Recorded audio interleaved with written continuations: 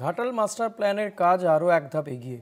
ঘাটাল পুরো এলাকায় তৈরি হবে দুটি পাম্প হাউস, একটি কৃষ্ণনগর ও অন্যটি শ্রীরামপুরে। দ্রুত কাজ শুরু করতে এদিন পাম্প হাউসের জায়গা পরিদর্শনে গেলেন জেলা ও মহকুমা প্রশাসনের আধিকারিকরা।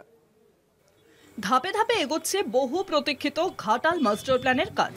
ইতিমধ্যেই শিলাবতী নদী ও সোলাটপাড় খালের সংস্কারের কাজ শুরু হয়েছে। খুব শিগগিরই শুরু হবে আরও কয়েকটি নদী ও খালের সংস্কার প্রকল্প। রাজ্য সরকারের তরফে ইতিমধ্যেই 500 কোটি টাকা বরাদ্দ করা হয়েছে এই প্রকল্পের জন্য। মুখ্যমন্ত্রী মমতা বন্দ্যোপাধ্যায় জানিয়েছিলেন, ঘাটাল মাস্টার প্ল্যান সম্পূর্ণভাবে রাজ্য সরকারই বাস্তবায়ন করবে। প্রশাসনের দাবি 2028 সালের মধ্যে প্রকল্পের কাজ শেষ হবে। এদিন ঘাটাল পুরসভার 3 নম্বর ওয়ার্ড কৃষ্ণনগর এলাকায় পাম্প হাউসের জায়গা পরিদর্শনে যান জেলা ও মহকুমার সেচ দপ্তরের আধিকারিকরা। ঘাটাল পুরসভার 17টি ওয়ার্ডের মধ্যে 12টি ওয়ার্ড বর্ষায় প্লাবিত হয়। পরিস্থিতি মোকাবিলায় কৃষ্ণনগর ও শ্রীরামপুরে দুটি পাম্প হাউস তৈরির সিদ্ধান্ত নেওয়া হয়েছে।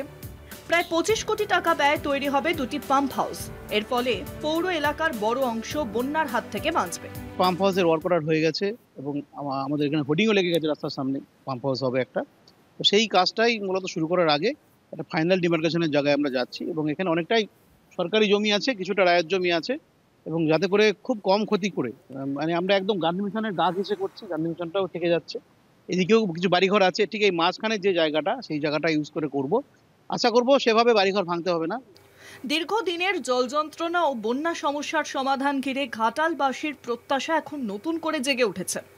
পাম্প হাউস তৈরির এই পদক্ষেপ ঘাটাল মাস্টার প্ল্যানকে বাস্তবায়নের পথে আরও এক ধাপ এগিয়ে নিয়ে গেল।